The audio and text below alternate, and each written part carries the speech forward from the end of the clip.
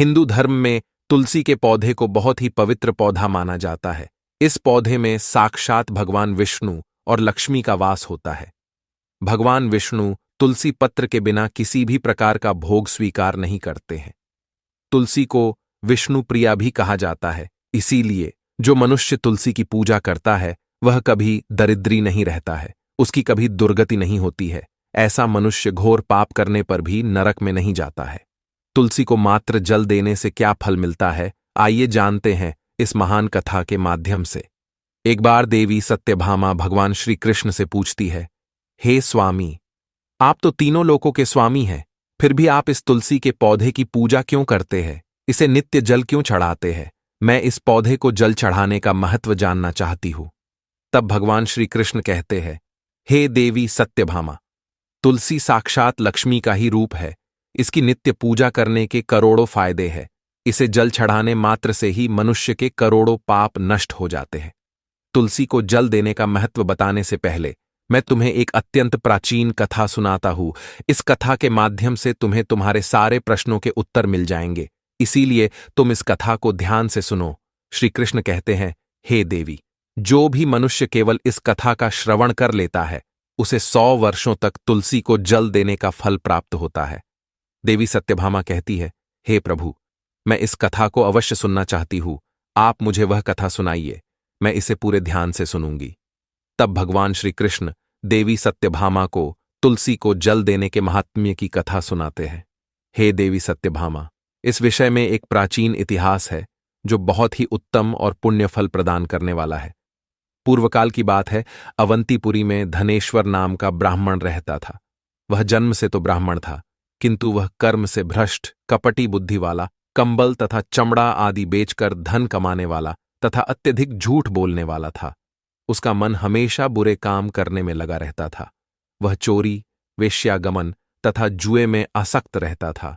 उसने अपने जीवन में कभी पुण्य के काम नहीं किए, शास्त्रों का अध्ययन नहीं किया, पूजा पाठ भी नहीं किया। सदैव अपना मन दूसरों के धन पर लगाकर रहता था। वह दिन में धन कमाता और रात्रि में वेश्याओं के साथ रात बिताता था। इस प्रकार से वह अत्यंत पापी धनेश्वर ब्राह्मण अपना जीवन केवल पाप करने में व्यतीत करता था। उसने अपने मुख से कभी भगवान विष्णु का नाम भी नहीं लिया और न कभी देवी देवताओं का पूजन किया। इस प्रकार से पाप करते हुए उसे अनेक वर्ष बीत गए। फिर वह धनेश्वर ब्राह्मण खरीदी बिक्री करने के लिए माहिष्मतीपुरी में जा पहुंचता है। उस नगर के पास से नर्मदा नदी बहती है। उस स्थान पर उस नदी में स्नान करने के लिए दूर दूर से लोग आया करते हैं। फिर वह ब्राह्मण उसी नदी के किनारे के एक आश्रम में ठहरता है। उस आश्रम में अनेक विद्वान ब्राह्मण पुराणों का पठन तथा भगवान विष्णु की स्तुति में मग्न रहते थे। वह पाखंडी धनेश भी ढोंग करता हुआ वहीं पर उनके साथ रुक गया। उन विद्वान ब्राह्मणों के साथ रह के उसे भी श्री हरि विष्णु के नाम सुनने का अवसर मिलता था। वह उस स्थान पर 1 महीने तक रुका। फिर वहां पर आए लोगों ने गायों का पूजन करके ब्राह्मणों को भोजन कराया, तो उस पापी ब्राह्मण ने भी उनके साथ बैठकर भोजन किया और भगवान का प्रसाद ग्रहण किया। वहीं पर उस आश्रम में एक तुलसी का पौधा था। वह ब्राह्मण जाने अनजाने में ही उस तुलसी के पौधे में पानी डालता था। उसके मन में कोई विचार नहीं था कि वह क्या कर रहा है। वह रोज सुबह उठकर पात्र में पानी लेकर तुलसी के पौधे में डालता रहता था। फिर एक दिन वह आश्रम में सोया हुआ था, तो उस स्थान पर एक सर्प आ गया और उस सर्प ने उसे नींद में ही काट लिया। उस पापी ब्राह्मण की नींद में ही मृत्यु हो गई। सुबह जब अन्य ब्राह्मणों ने उसे बेहोश अवस्था में देखा, तो उन्होंने उसके मुख में तुलसी पत्र और तुलसी का जल डाल दिया। फिर सभी ब्राह्मणों को पता चला कि उसकी मृत्यु हो गई है।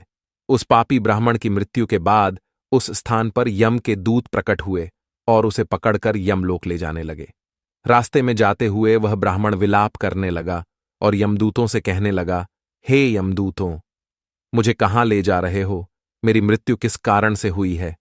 तब यमदूत कहने लगे, अरे दुष्ट ब्राह्मण, तूने जन्म से लेकर मृत्यु तक बहुत पाप किए हैं। तेरे पापों के कारण ही तुझे एक काले सर्प ने काट लिया और तेरी मृत्यु हो गई है। अब हम तुझे यमलोक लेकर जा रहे हैं। वहां पर यमराज तेरे पाप कर्मों का लेखा जोखा देखेंगे और निश्चित ही तुझे वे नरक में डालेंगे। फिर वह ब्राह्मण जोर जोर से विलाप करने लगा और उन यमदूतों से क्षमा याचना करने लगा।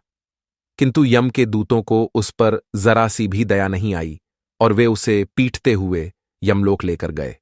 जब यम के दूत उस ब्राह्मण को लेकर यमराज के सामने पहुंच गए तो यमराज के पास बैठे हुए चित्रगुप्त ने उस ब्राह्मण के जन्म से लेकर मृत्यु तक के कर्मों का लेखा जोखा निकाला और यमराज से कहने लगे, हे महाराज, इस ब्राह्मण ने तो बचपन से लेकर मृत्यु तक पाप ही पाप किए हैं।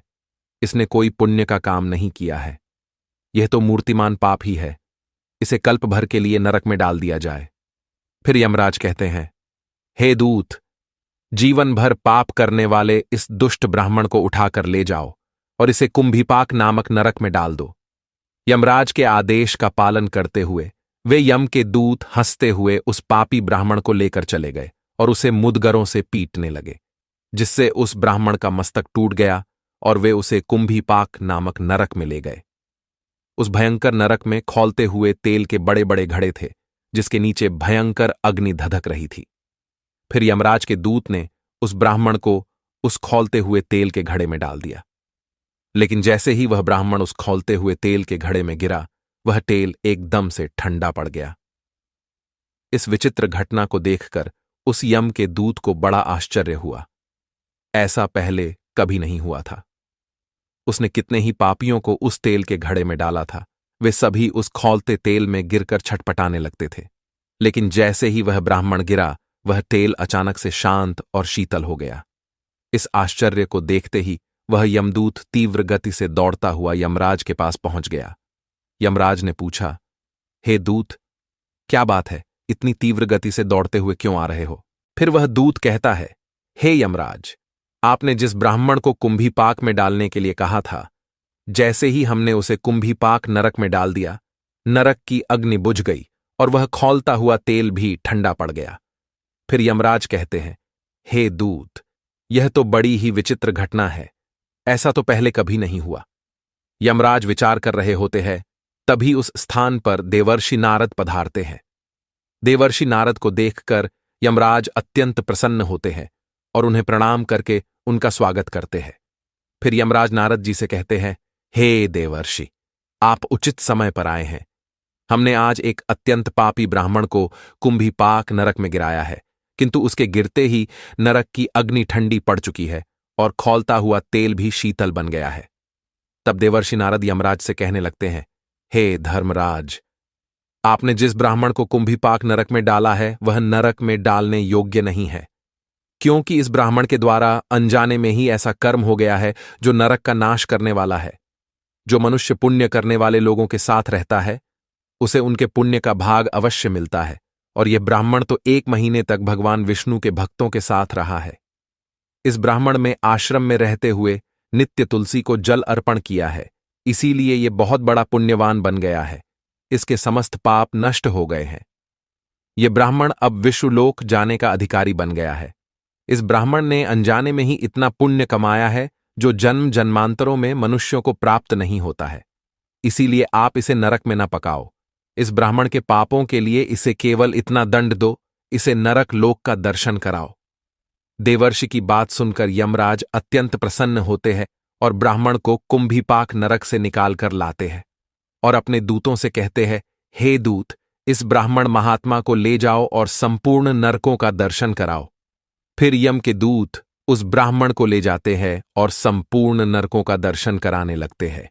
भगवान श्री कृष्ण कहते हैं, हे देवी सत्यभामा, इस प्रकार से यम के दूत उस ब्राह्मण को संपूर्ण नरकों का दर्शन कराते हैं और यक्षलोक में ले जाते हैं, और फिर वह ब्राह्मण एक यक्ष बन जाता है। श्री कृष्ण कहते हैं, हे देवी, वनस्पति नाम तुलसी, मासा नाम कार्तिकः प्रिय, एकादशी तिथि नाम च क्षेत्राणाम द्वारका मम। वनस्पतियों में मुझे तुलसी प्रिय है, मास में कार्तिक मास, तिथि में एकादशी और क्षेत्र में मुझे द्वारका प्रिय है। इसीलिए जो मनुष्य नित्य तुलसी की पूजा करता है, तुलसी को जल देता है, वह मुझे सबसे अधिक प्रिय है। उस मनुष्य की कभी दुर्गति नहीं होती है, वह कभी नरक में नहीं गिरता है। जिन घरों में तुलसी का पौधा सदैव ही हरा भरा रहता है, उस घर में सुख शांति और समृद्धि बनी रहती है। भगवान विष्णु की पूजा में और उन्हें चढ़ाए जाने वाले भोग में तुलसी के पत्र अवश्य होने चाहिए, क्योंकि तुलसी पत्र के बिना भगवान विष्णु किसी भी प्रकार का भोग स्वीकार नहीं करते हैं। इसीलिए प्रत्येक घर में तुलसी का पौधा अवश्य होना चाहिए। अगर आपके घर में तुलसी है तो सुख, शांति और समृद्धि के लिए तुलसी को चुनरी अवश्य चढ़ानी चाहिए। हमेशा ध्यान रहे कि तुलसी का पौधा चुनरी के बिना अधूरा होता है। तुलसी केवल एक पौधा नहीं है, बल्कि वह देवी है, विष्णु पत्नी है। इसीलिए तुलसी को चुनरी अवश्य ही चढ़ानी चाहिए। इससे पति पत्नी में प्रेम और विश्वास बढ़ता है। घर में रहने वाली महिलाएं सदा सुहागिन और सौभाग्यशाली रहती है। तुलसी का विवाह भी अवश्य करना चाहिए। इससे मनुष्य के सभी दुखों का अंत होता है और सांसारिक जीवन सुखमय बीतता है। तुलसी के पौधे के पास अपने मुख से अपशब्द नहीं बोलने चाहिए। तुलसी के पास भूल से भी जूते, चप्पल अथवा झाड़ू, पोंछा नहीं रखना चाहिए। इसे पाप माना गया है।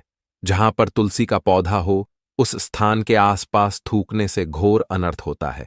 तुलसी के पास जल से भरा हुआ पात्र भी नहीं रखना चाहिए। तुलसी के पौधे के पास दीपक जलाने के बाद दीपक को वहां से हटा देना चाहिए, क्योंकि तुलसी के नीचे बुझा हुआ दीपक रखना अशुभ माना जाता है। जिस स्थान पर भी तुलसी का पौधा होता है, उस स्थान को हमेशा ही स्वच्छ रखना चाहिए। इसीलिए नियमित रूप से तुलसी के पौधे का पास साफ सफाई का ध्यान रखें। तुलसी के पौधे में शिवलिंग और गणेश जी की प्रतिमा नहीं रखनी चाहिए। साथ ही तुलसी के गमले में अन्य किसी भी प्रकार का पौधा भी लगाना अशुभ होता है। तुलसी के पौधे के पास कपड़े भी नहीं सुखाने चाहिए, अन्यथा कपड़ों से गंदा पानी तुलसी के पौधे पर गिर सकता है। ध्यान रहे, तुलसी के पौधे को नाखून से नहीं तोड़ना चाहिए। इससे तुलसी का अपमान होता है। यदि तुलसी के पत्ते सूख कर गिर जाते हैं तो उन्हें कचरे में नहीं फेंकना चाहिए। उन पत्तों को आप तुलसी की मिट्टी में ही दबा दें। रविवार के दिन तुलसी के पत्ते नहीं तोड़ने चाहिए और रविवार को तुलसी को जल भी नहीं चढ़ाना चाहिए। बाकी अन्य दिन नित्य बिना चुके तुलसी को सुबह जल देना चाहिए और शाम के समय एक दीपक जलाना चाहिए। अक्सर महिलाएं स्नान के बाद अपने बाल खुले रखकर ही तुलसी को जल देती है। ऐसा करना गलत होता है। महिलाओं को हमेशा ही अपने बाल बांधकर माथे पर सिंदूर लगाकर ही तुलसी में जल देना चाहिए। इससे तुलसी का आशीर्वाद प्राप्त होता है। घर में तुलसी का पौधा लगाते समय ध्यान रहे कि इसके लिए गंदी मिट्टी का उपयोग न करें। तुलसी के पौधे के लिए शमशान की अथवा गंदगी वाले स्थान की मिट्टी का कभी उपयोग नहीं करना चाहिए। इससे तुलसी मां रूठ जाती है और सूखने लगती है। तुलसी का पौधा कभी गंदे स्थान पर नहीं लगाना चाहिए, जैसे नाली अथवा बाथरूम के पास तुलसी का पौधा कभी नहीं रखना चाहिए, अन्यथा गंदा पानी तुलसी के पौधे में गिर सकता है, जो बहुत ही अशुभ माना गया है। घर में तुलसी का पौधा कभी सूखना नहीं चाहिए। शास्त्रों में ऐसी मान्यता है कि तुलसी का पौधा सूखना अकाल मृत्यु की सूचना देता है। घर में तुलसी का पौधा सूख जाए तो घर की सुख समृद्धि खत्म हो जाती है। सूखी हुई तुलसी में मां लक्ष्मी का वास नहीं होता है। शास्त्रों के अनुसार मासिक धर्म के दौरान महिलाओं को तुलसी के पौधे में पानी नहीं डालना चाहिए और तुलसी को स्पर्श करना भी वर्जित है। तुलसी को बिना स्नान किए जल नहीं देना चाहिए और पैरों में चप्पल आदि पहनकर भी तुलसी को जल ना दें। तुलसी को जल देते समय ध्यान रहे कि वह जल आपके पैरों पर ना पड़े। इससे तुलसी का अपमान होता है। श्री कृष्ण कहते हैं, नित्य तुलसी के दर्शन से मनुष्य को स्वर्ग की प्राप्ति होती है और तुलसी पत्र के सेवन से उसके सभी पाप नष्ट हो जाते हैं। तुलसी का पौधा हमेशा ही घर के सामने लगाना चाहिए। इसे पूर्व अथवा उत्तर दिशा में लगाना सबसे अधिक शुभ होता है। तुलसी के पास मरुस्थलीय पौधे रखना बेहद अशुभ माना जाता है। ऐसे पौधों से नकारात्मक ऊर्जा निकलती है। शास्त्रों में कहा गया है, जिन पौधों से हरी भरी कलियों की उत्पत्ति ना हो, उसके स्थान पर कांटे निकलते हो, तो ऐसे पौधों को तुलसी के पास कभी रखना नहीं चाहिए। शास्त्रों में केले के पौधे का विशेष महत्व बताया गया है। अगर तुलसी के पास केले का पेड़ लगा देते हैं तो कई गुना अधिक लाभ प्राप्त होंगे। केले के पेड़ में भगवान विष्णु का वास होता है। इसे तुलसी के पास लगाने से घर में सुख समृद्धि आती है। तुलसी के पौधे में शालिग्राम भी अवश्य रखना चाहिए। तुलसी के गमले में शालिग्राम रखने से तुलसी का और भी अधिक शुभ प्रभाव आपको देखने को मिलेगा। शालिग्राम भगवान विष्णु का निराकार रूप माना जाता है। यह काले रंग का पत्थर होता है, जिसे विलक्षण और मूल्यवान माना गया है। इसे अगर तुलसी के गमले में रखेंगे तो आपके घर से संपूर्ण नकारात्मक ऊर्जा नष्ट हो जाएगी। घर में केवल एक ही शालिग्राम की पूजा करनी चाहिए। पुराणों में कहा गया है, भगवान विष्णु की मूर्ति से कई ज्यादा उत्तम होता है शालिग्राम की पूजा करना। शालिग्राम को चंदन लगाकर उस पर एक तुलसी का पत्ता रखना चाहिए। प्रतिदिन शालिग्राम को पंचामृत से स्नान कराना चाहिए। ऐसा करने से सभी जन्मों के पाप नष्ट होते हैं। शालिग्राम सकारात्मकता और सात्विकता का प्रतीक होता है।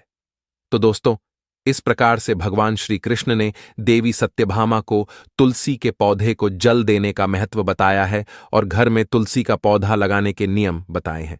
आपको यह कथा कैसी लगी कमेंट करके जरूर बताएं। जानकारी अच्छी लगी तो वीडियो को लाइक जरूर करें। साथ ही कमेंट में जय श्री कृष्ण और जय मां तुलसी जरूर लिखें।